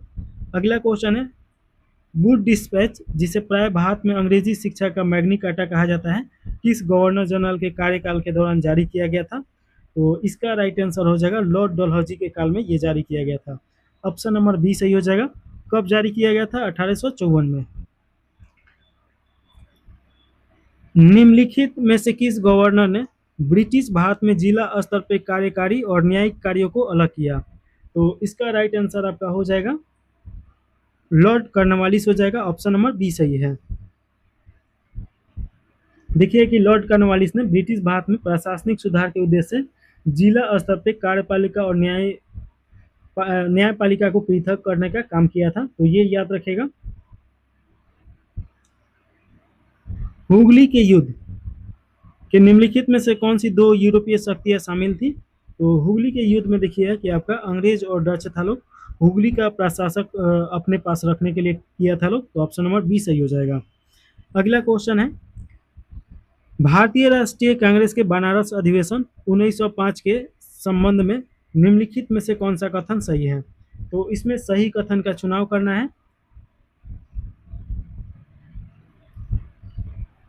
पहला में दिया गया है कि इसका अध्यक्षता गोपाल कृष्ण गोखले ने की और इसे स्वदेशी प्रस्ताव को अपनाने के लिए विशेष रूप से जाना जाता है। एकदम सही है। स्वदेशी प्रस्ताव देखिएगा कि 1905 में ही बंगाल विभाजन किया गया था और इसके विरोध में स्वदेशी आंदोलन चलाया गया था, जो कि अंग्रेजों का जितना भी वस्तु था उसके विद्रोह मतलब उसको नहीं अपनाना था और भारत का जो भी स्वदेशी वस्तु था उसको अपनाना था। नरमपंथियों ने बहिष्कार कार्यक्रम को बंगाल से आगे बढ़ाने का समर्थन किया और इसके पक्ष में एक सशक्त पारित किया। ये गलत हो जाएगा। गरमपंथियों के द्वारा बहिष्कार कार्यक्रम को बंगाल के बाहर भी ले जाने का प्रयास किया गया। नरमपंथी चाहता था लोग कि बंगाल तक सीमित रहे। तो ये गलत हो जाएगा। तो एक सही है, दूसरा का गलत है। ऑप्शन नंबर आपका ए सही हो जाएगा। अगला क्वेश्चन है गंडमक संधि 1879 के संदर्भ में निम्नलिखित कथनों पर विचार करना है और सही कथन का चुनाव करना है। पहला में दिया गया है कि अफगानिस्तान के अमीरों को अपनी विदेशी नीति भारत सरकार के परामर्श से संचालित करनी थी। एकदम सही है। ब्रिटिश को काबुल में एक अस्थायी रेजिमेंट नियुक्त करने की अनुमति दी गई थी। ये भी सही है, दोनों सही है। ऑप्शन नंबर आपका सी सही हो जाएगा। निम्नलिखित में से किसने ब्लू वाटर पॉलिसी प्रस्तावित किया था? तो इसका राइट आंसर आपका देखिएगा कि फ्रांसिस्को डी अल्मोड़ा हो जाएगा। ऑप्शन नंबर बी सही हो जाएगा। ब्लू वाटर पॉलिसी क्या है? तो एक तो ये पुर्तगाली है लोग, ये आप याद रखेगा। और देखिए कि पुर्तगाली जो था लोग समुद्री क्षेत्र में एकाधिकार प्राप्त कर लिया था लोग, यानी कि सबसे ज़्यादा ये शक्तिशाली था लोग समुद्र में। तो कोई भी जहाज यहाँ से अगर जाता था तो उसको चुंगी के रूप में कुछ पैसा देना पड़ता था। वही है ब्लू वाटर पॉलिसी। जब कैप्टन विलियम शॉकिन जहांगीर के मुगल दरबार में पहुंचे तो इंग्लैंड का शासक निम्नलिखित में से कौन था? तो इंग्लैंड का शासक उस समय कौन था? ये देखिए कि किंग जेम्स प्रथम था और इन्हीं के द्वारा भेजा गया था। तो ऑप्शन नंबर आपका डी सही हो जाएगा। अगला क्वेश्चन देखिएगा 110 नंबर है अस्थाई बंदोबस्त व्यवस्था के अंतर्गत जमींदारों की मुख्य भूमिका क्या थी? तो जमींदारों का अगर भूमिका का बात किया जाए तो ब्रिटिश सरकार की ओर से भू राजस्व संग्रह करना था, यानी कि भू राजस्व एकत्रित करना था और अंग्रेजों को देना था। तो ये आप थोड़ा सा याद रखिएगा। इसे जमींदारी प्रथा के रूप में भी जाना जाता है और 11/10 भाग देना था, 1 भाग लेना था। तो ये याद रखिएगा। और सूर्यास्त कानून के रूप में भी ये जाना जाता है। कोई जमींदार अगर सूर्यास्त तक कर उपलब्ध नहीं कराता था, एक समय सीमा होता था, तो उसका जमींदारी छीन लिया जाता था। तो ये सूर्यास्त कानून के रूप में भी जाना जाता है। तो ऑप्शन नंबर आपका बी सही हो जाएगा। अगला क्वेश्चन है, निम्नलिखित यात्रियों में से किसने विजयनगर साम्राज्य के अंतर्गत नयनकारी प्रणाली का विस्तृत विवरण दिया है? तो इसका राइट आंसर आपका हो जाएगा डोमिंगो पेश हो जाएगा। ऑप्शन नंबर आपका बी सही है। देखिए कि नयनकारी प्रणाली का विस्तार से अध्ययन 2 पुर्तगाली यात्रियों ने किया है। एक आपका डोमिंगो पायस और एक नूनीज के द्वारा किया गया है। तो ये आप याद रखिएगा, नूनीज के द्वारा भी किया गया है। नयनकारी ये क्या है? नयनकारा प्रणाली ये क्या बोलता है कि एक मतलब कि साम्राज्य के सैन्य प्रमुख होते थे और अपने पास यहाँ पे इनके पास सेना रखने का अधिकार दिया गया था। तो ये आप याद रखेगा। अगला क्वेश्चन है 112 नंबर। इसमें पूछा जा रहा है कि महमूद गवा के नेतृत्व में निम्नलिखित में से किस क्षेत्र पे विजय प्राप्त की गई थी? तो इसका राइट आंसर आपका हो जाएगा विजयनगर क्षेत्र में कांची, एकदम सही है। और पश्चिमी तट पे गोवा, ये भी सही है। मालाबार तट नहीं आएगा, ये आपका केरल का तट है। तो 1 और 2 सही है, ऑप्शन नंबर ए सही हो जाएगा। अगला क्वेश्चन है, वर्ष 1665 में शिवाजी और मुगलों के बीच हस्तांतरित संधि का नाम क्या था? तो इसका नाम था आपका, देखिएगा कि पुरंदर का संधि के नाम से जाना गया है। तो ऑप्शन नंबर आपका सी सही हो जाएगा। और ये कब हुआ है? तो 1665 ईस्वी में। तो ये याद रखिएगा। अपनी दक्कन नीति के तहत औरंगजेब ने दक्कन में वायसराय इसरा खान को एक बड़ी मुगल सेना के साथ शिवाजी की बढ़ती शक्ति को दबाने के लिए भेजा जाता है और भारी सैन्य दबाव का सामना करते हुए शिवाजी ने बातचीत की और इसका परिणाम पुरंदर का संधि निकल के आया। अगला क्वेश्चन है, जहांगीर के शासनकाल के दौरान दक्कन क्षेत्र में मुगलों की सत्ता की स्थिति थी। तो इस समय देखिए कि दक्कन के शासकों के कारण कमजोर हुआ था। तो ऑप्शन नंबर आपका बी सही हो जाएगा।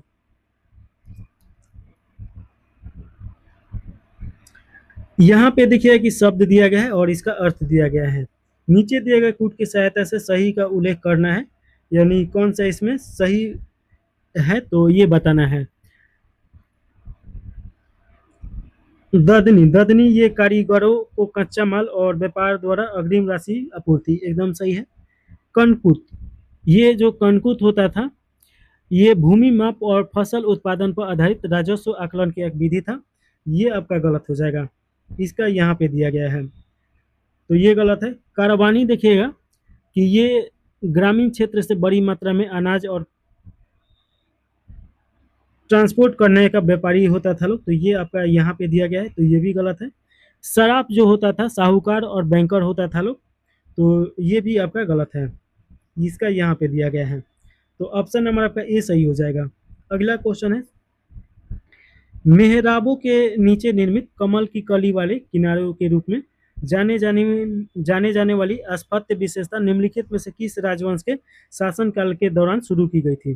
तो इसका राइट आंसर आपका हो जाएगा खिलजी वंश के दौरान यह शुरू किया गया था। तो ऑप्शन नंबर बी सही हो जाएगा। चलिए अगला क्वेश्चन 117 नंबर। इसमें पूछा जा रहा है, एक तरफ अधिकारी दिया गया है और एक तरफ भूमिका या विशेषता दिया गया है। तो कौन सा सही है ये बताना है। समाहर्ता, करों के आकलन और सर्वोच्च प्रभारी अधिकारी और संग्रहकर्ता होता था लोग, एकदम सही है। सनिधाता, राजकोष और भंडारगृह का मुख्य संरक्षक, ये भी सही है। महामात्र, मौर्य प्रशासन में मंत्री, सेनापति, मुख्य लेखाकार जैसे कार्य करने वाला उच्च अधिकारी, ये भी सही है। तीनों सही है, ऑप्शन नंबर डी सही हो जाएगा। अगला क्वेश्चन है, निम्नलिखित में से कौन से साहित्यिक ग्रंथ जैन परंपरा से संबंधित है? तो इसमें बताना है कि कौन सा जैन परंपरा से संबंधित है। तो पहला ऑप्शन दिया गया है आचार राग सूत्र, एकदम सही है। सूत्र कीर्तांगी, ये भी सही है। कल्पसूत्र ये भी सही है, और भगवती सूत्र ये भी सही है। मणि मैखले ये आपका गलत हो जाएगा, ये आपका तमिल साहित्य है। तो ऑप्शन नंबर आपका सी सही है, 1 2 3 4 सही है। अगला क्वेश्चन है, गंधार कला शैली के संदर्भ में निम्नलिखित कथनों में से कौन सा कथन सही है? तो सही कथन यहाँ पे बताना है। पहला में दिया गया है कि गंधार मूर्ति कला परंपरा बैक्ट्रियन, पार्थियन और स्थानीय कलात्मक प्रभाव से विकसित हुआ, एकदम सही है। गांधार कला में बुद्ध की मूर्ति वस्त्र और शारीरिक संरचना के दृष्टिकोण से परिष्कृत विवरण प्रदर्शित करती है, जो प्रतीकात्मक अमूर्ति अमूर्तता के स्थान पे शास्त्रीय यथार्थवाद को दर्शाता है, ये भी सही है। देखिए कि गंधार कला आपका किस समय विकसित होता है? तो लगभग 100 ईस्वी के आसपास में कनिष्क के समय में ये विकसित होता है।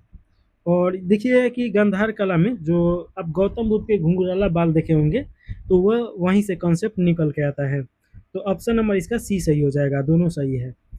अगला क्वेश्चन है, हिंदुस्तानी शास्त्रीय संगीत के एक रूप ध्रुपद के बारे में निम्नलिखित कथनों में से कौन सा सही है, ये बताना है। पहला में दिया गया है,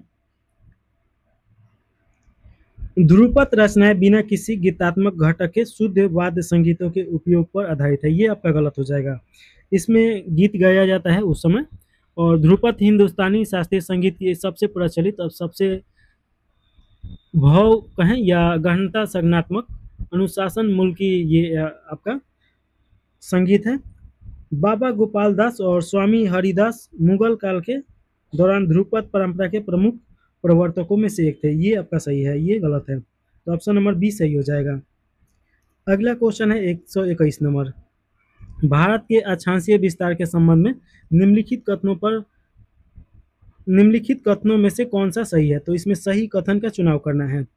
पहला में दिया गया है, भारत की पश्चिमी बिंदु गुहार मोती है जो राजस्थान में स्थित है, ये आपका गलत हो जाएगा। इंदिरा पॉइंट भारतीय मुख्य भूमि का दक्षिणतम बिंदु है, इंदिरा कॉल होगा, इंदिरा पॉइंट नहीं होगा, ये भी आपका गलत हो जाएगा। थोड़ा सा देखिएगा कि अक्षांशीय विस्तार का बात किया जा रहा है, तो जो गुहार मोती है ये आपका राजस्थान में नहीं गुजरात में है, और यहीं पे अगर पश्चिम के जहाँ पूर्व दिया रहे तो कौन सा हो जाएगा? किबूती हो जाएगा, तो ये याद रखेगा। इंदिरा पॉइंट ये आपका दक्षिणतम नहीं सबसे उत्तर का ये बिंदु है, और इंदिरा कॉल रहता तो दक्षिणतम हो जाता, तो दोनों गलत है, तो ऑप्शन नंबर डी सही हो जाएगा। अगला क्वेश्चन है, म्यांमार के साथ अंतर्राष्ट्रीय सीमा साझा करने वाले निम्नलिखित भारतीय राज्यों को उत्तर से दक्षिण की ओर व्यवस्थित करना है। तो उत्तर से दक्षिण अगर व्यवस्थित किया जाए,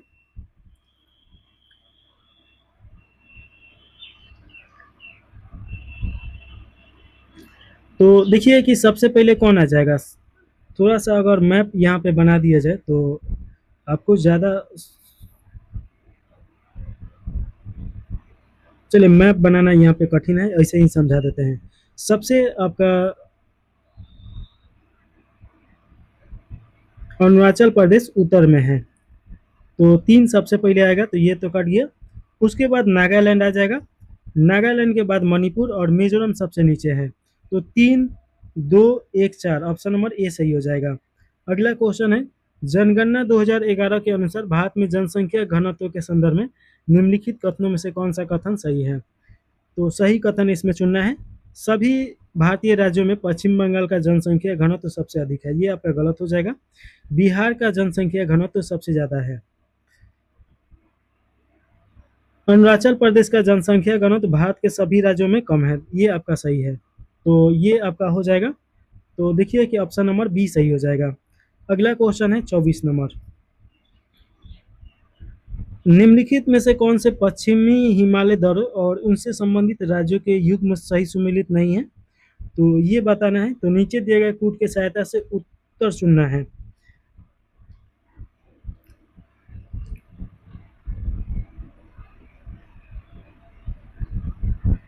तो देखिए कि पहला में दिया गया है सिपकिला दारा या सिपकिला, ला मतलब दारा ही होता है, उत्तराखंड और तिब्बत की सीमा पर दिया गया है, ये आपका गलत हो जाएगा। ये हिमाचल प्रदेश में है, और देखिए कि ये चीन के सीमा के पास में है, तो यहाँ पे ये याद रखेगा। तो पहला गलत हो गया। लेपुलेख दारा ये आपका उत्तराखंड में है, और यहाँ पे देखिए कि नेपाल, चीन और भारत का सीमा पड़ता है, ये त्रिजंक्शन के रूप में जाना जाता है, तो ये भी गलत है। जो जिला देखिए कश्मीर घाटी को लद्दाख से जोड़ता है, ये आपका एकदम सही है, ऑप्शन नंबर बी सही हो जाएगा। अगला क्वेश्चन है, दक्कन के पठार के संदर्भ में निम्नलिखित कथनों में से कौन सा कथन सही है? तो सही कथन यहाँ पे चुनना है। पहला में दिया गया है, इसका सामान्यतः पूर्व से पश्चिम की ओर ढलान है, ये आपका गलत हो जाएगा। पश्चिम से पूर्व की ओर ढलान है। पठार से निकलने वाली अधिकांश प्रायद्वीपीय नदियां पूर्वी की ओर बहती है, ये आपका एकदम सही है। तो देखिए कि इसका राइट आंसर बी सही हो जाएगा। अगला क्वेश्चन देखिएगा, इसमें पूछा जा रहा है 126 नंबर क्वेश्चन, सूची 1 को सूची 2 से मिलान करना है। सिगरौली दिया गया है, तो ये सिगरौली कहाँ पे है ये बताना है। सुंदरगढ़, कालाहांडी, क्यूझोर, ये सब कहाँ पे है ये बताना है। तो देखिए कि ये सब धात्विक खनिज का खनन क्षेत्र है। आपका सिंगरौली जो है ये कोयला क्षेत्र है, और क्योझोर जो है ये आपका लौह क्षेत्र है। सुंदरगढ़ जो है ये आपका मैग्नीज क्षेत्र है, और कालाहांडी आपका बक्साइट क्षेत्र है। तो ऑप्शन नंबर कौन सा हो जाएगा? ऑप्शन नंबर ए सही हो जाएगा। अगला क्वेश्चन है 127 नंबर, और इसमें देखिए कि शिखर दिया गया है और इधर द्वीप दिया गया है, तो इसमें मिलान करना है। ए में दिया गया है सेंडल पीक, इसका आपका हो जाएगा उत्तरी अंडमान द्वीप, तो एक का आपका 3 हो जाएगा। तो देखिए कि एक का 3 इसमें। अब यहाँ पे देखिए कि माउंट थुलियट, माउंट थुलियट ये कहाँ का है? तो ये आपका ग्रेट निकोबार का है। और माउंट हैरियट ये कहाँ का हो जाएगा? तो ये दक्षिणी अंडमान का हो जाएगा। और उसके बाद देखिए कि माउंट डियाबोलो ये मध्य अंडमान का सबसे ऊंची चोटी है। तो मिलान करेंगे, ऑप्शन नंबर ए सही हो जाएगा। आपसे क्वेश्चन पूछा जाएगा कि अंडमान निकोबार का सबसे ऊंची चोटी कौन सा है? तो आपका सेंडल पीक हो जाएगा, तो ये आप याद रखिएगा। अगला क्वेश्चन देखिएगा, इसमें नदी दिया गया है और इसका स्रोत दिया गया है, यानी हिमनद स्रोत। तो देखिए कि सिंधु नदी कहाँ से निकलता है? तो सिंधु नदी आपका बोखरचू से निकलता है, तो ये आपका हो जाएगा मानसरोवर झील के पास में ही है बोखरचू। तो जिसे देखिए तिब्बत में मानसरोवर झील मान लीजिए कि ये है, तो एक इसका स्थान का नाम है बोखरचू, वहाँ से ये निकलता है। और वहीं पे देखिए कि यहीं से भारत का सबसे लंबी नदी जिसका नाम है ब्रह्मपुत्र, वो भी निकलता है चेमा युंगडुंग से, तो ये आप याद रखेगा। अलकनंदा, अलकनंदा ये कहाँ से निकलता है? तो सतोपथ हिमाद्री से निकलता है, तो बी का 3 हो जाएगा। और देखिएगा कि गोरी गंगा कहाँ से निकलता है? तो ये आपका निकलता है मिलाप हिमनद से, तो सी का आपका 1 हो जाएगा। और मंदाकिनी तो जानते ही हैं कि चोराबाड़ी हिमनद से निकलता है। गंगा नदी गंगोत्री हिमनद से निकलता है, यमुना यमुनोत्री से निकलता है, अलकनंदा सतोपथ हो जाएगा। और देखिए कि पिंडार नदी पिंडार हिमनद से निकलता है, तो ये थोड़ा सा आप याद रखिएगा। और आगे देखा जाएगा तो 1 का आपका 2, तो ये कट गया, ये कट गया। बी का आपका कौन सा हो जाएगा? 3 हो जाएगा, तो ये भी कट गया, ऑप्शन नंबर ए सही हो जाएगा। अगला क्वेश्चन देखिएगा, अल नीनो और ला नीना भारतीय मानसून के संदर्भ में निम्नलिखित कथनों पर विचार करना है और सही कथन का चुनाव करना है। पहला में दिया गया है कि अल नीनो घटना के कारण मध्य एवं पूर्वी प्रशांत महासागर के जल के तापमान में वृद्धि होता है, जिससे सामान्यतः भारत में दक्षिणी पश्चिम मानसून कमजोर पड़ता है और सूखे की स्थिति उत्पन्न हो जाता है, एकदम सही है। अगला पॉइंट देखेंगे, ला नीना घटना का विशेषता उष्णकटिबंधीय पूर्वी प्रशांत महासागर के जल का असामान्य रूप से ठंडा होना है, जिसके परिणाम स्वरूप भारत में बेहतर और अधिक प्रचुर मानसून वर्षा होती है, ये भी आपका सही है। तो दोनों सही है, तो ऑप्शन नंबर सी सही हो जाएगा। अगला क्वेश्चन देखिएगा, 130 नंबर क्वेश्चन है, इसमें पूछा जा रहा है भारत के उष्णकटिबंधीय वर्णपाती वनों के संदर्भ में निम्नलिखित में से कौन सा कथन सही है? तो इसमें सही कथन का चुनाव करना है। पहला में दिया गया है कि ये भारत के सर्वाधिक विस्तृत वन है, जो किसी भी अन्य वन श्रेणी की तुलना में अधिक भौगोलिक क्षेत्र को आच्छादित करता है, एकदम सही है। सौगान, साल, शीशम, महुआ आंध्र वर्णपाती वनों के उदाहरण है, जबकि तेंदु, अमल, ताल, बेल और खैर शुष्क वर्णपाती वनों से संबंधित है, ये अभी आपका सही है। तो दोनों सही है, तो ऑप्शन नंबर आपका सी सही हो जाएगा। अगला क्वेश्चन है 131 नंबर क्वेश्चन। इसमें पूछा जा रहा है कि भारत में गन्ने की कृषि के संदर्भ में निम्नलिखित कथनों में से कौन सा कथन सही है। तो इसमें सही कथन का चुनाव करना है और देखिएगा कि इसमें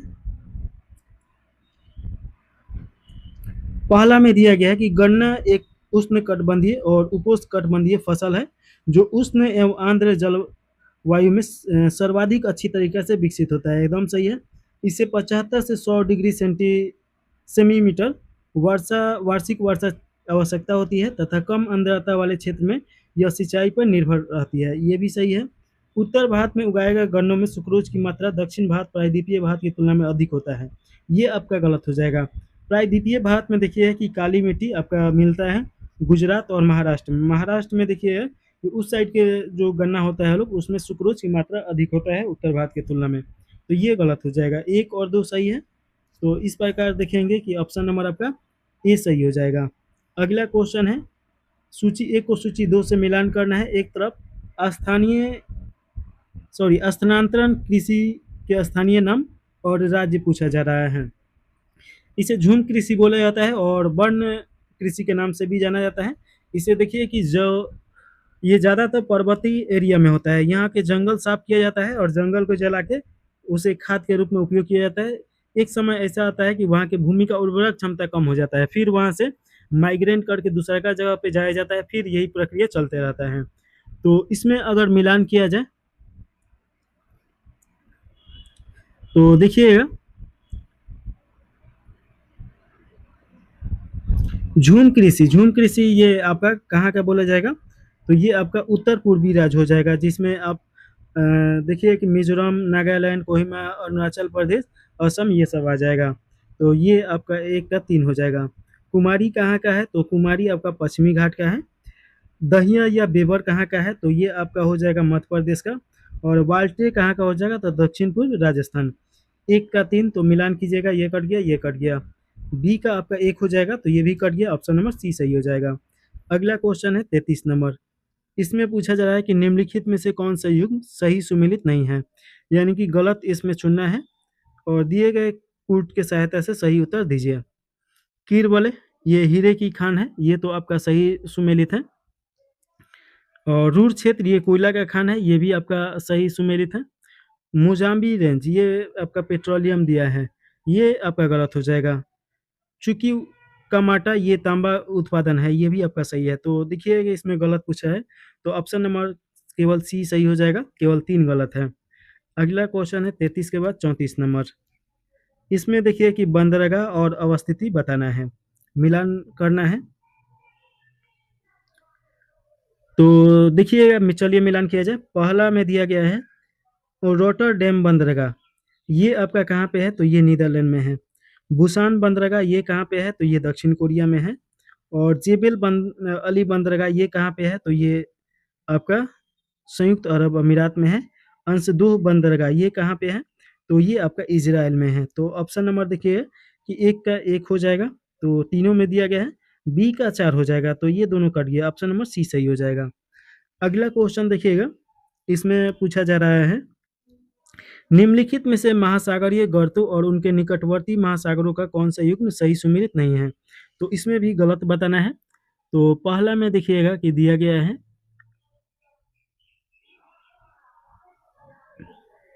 मरियाना गर्त, ये पश्चिमी प्रशांत महासागर का है और ये एकदम सही है। लगभग 11 किलोमीटर खाई है जो कि पूरी दुनिया में सबसे ज़्यादा ये अभी तक का खाई है। मुलैन होल आर्कटिक महासागर, ये भी सही है। आटाकामा गर्त ये अटलांटिक महासागर दिया गया है जो कि ये आपका गलत हो जाएगा। आटाकामा गर्त ये प्रशांत महासागर में है, तो ये आप थोड़ा सा ध्यान दीजिएगा। जावा गर्त हिंद महासागर हो जाएगा। तो देखिए कि ऑप्शन नंबर सी आपका सही है। अगला क्वेश्चन है निम्नलिखित में से कौन सा संप्रभु अफ्रीकी राष्ट्र विक्टोरिया झील के जल के साथ प्रत्यक्ष भौगोलिक तट साझा करता है। तो इसमें आपका देखिएगा कि कौन कौन हो जाएगा। तो युगांडा हो जाएगा, केनिया हो जाएगा, तंजानिया हो जाएगा, रवांडा नहीं होगा। तो 1, 2 और 3 इसमें आपका हो जाएगा। तो ऑप्शन नंबर बी में दिया गया है, तो राइट आंसर बी सही है। अगला क्वेश्चन है 37 नंबर। निम्नलिखित अंत सागरीय जल निकायों को पश्चिम से पूर्व के क्रम में व्यवस्थित कीजिए। तो पश्चिम से पूर्व के क्रम में व्यवस्थित करना है, तो इसमें देखिएगा कि कूट के सहायता से उपयोग करना है। तो इसमें आपका पहला में देखिएगा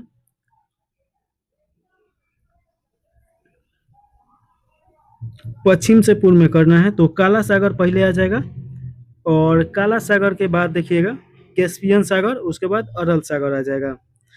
तो इस ये जो है ये बिना मैप के आपको समझ में नहीं आएगा, मैप देखिएगा तभी समझ में आएगा।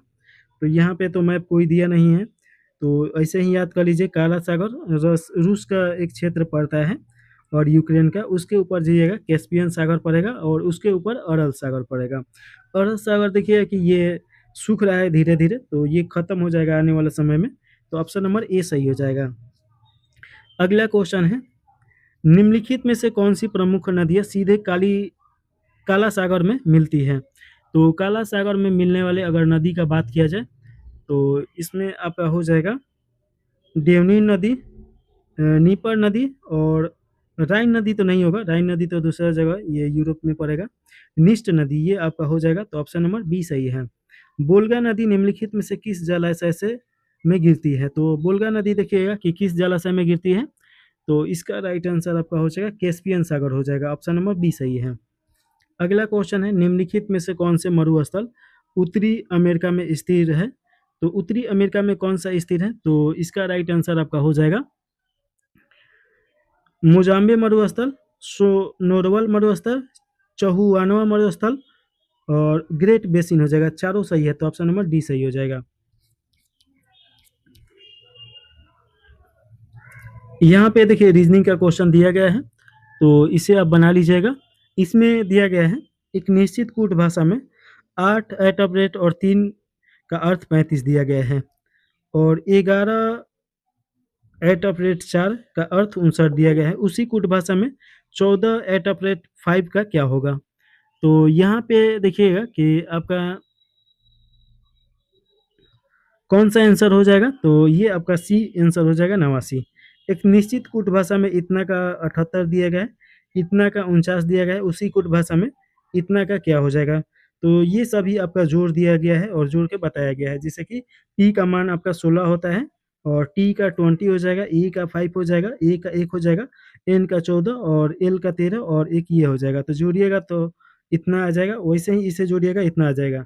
इसको जोड़िएगा तो कितना आ जाएगा? तो इसको जोड़िएगा तो 95 हो जाएगा, ऑप्शन नंबर ए सही है। अगला क्वेश्चन 143 नंबर है, इसमें पूछा जा रहा है कि कौन सा विषम युग्म है?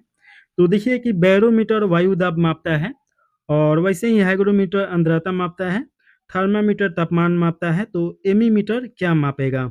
ये आपका वोल्टेज दिया गया है, लेकिन एमीमीटर वोल्टेज नहीं मापता है, ये विद्युत धारा मापता है, तो ये आपका गलत है, तो ऑप्शन नंबर आपका डी सही हो जाएगा। निम्नलिखित 4 युग्म में से 3 निश्चित प्रकार से समान है और एक समूह बनाते हैं, इनमें से कौन सा भिन्न है? तो देखिए कि इसमें से कौन सा भिन्न है ये बताना है, तो ये आपका 41 और ये आपका भिन्न हो जाएगा। अब यहाँ पे थोड़ा-सा देखिएगा कि 14 का स्क्वायर कितना होता है? तो आपका 196 होता है और 1 और 4 जोड़ेंगे 5 हो जाएगा, तो 201 दिया गया है। वैसे ही ये भी होगा और ये नहीं होगा, तो ऑप्शन नंबर सी सही है। अगला क्वेश्चन देखिए, एक कूट भाषा में C7 बटा 2m दिया गया है और ये यहाँ पे इतना दिया गया है और इतना दिया गया है, तो इतना लिखा जाता है, तो इतना का कैसे लिखा जाएगा? तो इसका हो जाएगा आपका बी नंबर हो जाएगा, ऑप्शन नंबर। निम्नलिखित में से दिए गए 4 विकल्पों में से 3 किसी प्रकार से समान है, एक भिन्न है, तो भिन्न इसमें से चुनना है। तो इसमें भिन्न कौन-सा है? तो देखिएगा न्याय, निगमन, कूटनीति, असमानता, कथक एवं निष्कर्ष, देखिए श्रृंखला ये आपका गलत हो जाएगा, तो ऑप्शन नंबर डी आंसर सही है। 147 नंबर क्वेश्चन देखिएगा, इसमें आपका 147 का राइट आंसर आपका कौन-सा हो जाएगा? इसे आप बना लीजिएगा। इसका सी दिया गया है 32 वर्ष। अनुपात का ये क्वेश्चन दिया गया है, मैथ का आसानी से बन जाएगा। यहाँ पे आपको क्वेश्चन मार्क के स्थान पे कौन-सा आएगा ये पूछा जा रहा है, तो ये आपका 16 आ जाएगा, ऑप्शन नंबर ए सही हो जाएगा। यहाँ पे देखिएगा कि आपका अर्जुन बिंदु ओ से चलना प्रारंभ करता है, ये दिशा वाला क्वेश्चन है, तो इसका क्या होगा? तो इसका देखिएगा कि आपका दक्षिण पूर्व हो जाएगा, ऑप्शन नंबर बी सही हो जाएगा। यहाँ पे देखिएगा कि माइनस का अर्थ भाग है और माइनस का अर्थ गुना है। अच्छा सॉरी, प्लस का अर्थ भाग है और माइनस का अर्थ गुना है, गुना का अर्थ प्लस है, भाग का अर्थ माइनस है, तो मान कौन-सा होगा? तो ये मान आपको चेंज करना है जो जहाँ-जहाँ पे है और चेंज करके उसके बाद जब निकालिएगा तो आपका 45 आएगा, ऑप्शन नंबर सी सही हो जाएगा। तो 150 क्वेश्चन यहाँ पे समाप्त हो रहा है। चैनल को लाइक, सब्सक्राइब ज़रूर कर दीजिएगा, बनाने में बहुत मेहनत लगता है, ताकि आगे और भी बनाए जा सके। और इसे यहीं समाप्त कर दिए हैं। मैथ रीजनिंग का क्वेश्चन सॉल्व नहीं कराए हैं, बाकी तो सभी सॉल्व हो ही गए हैं। तो ये समाप्त कर दिया जाए। जय हिंद, जय भारत।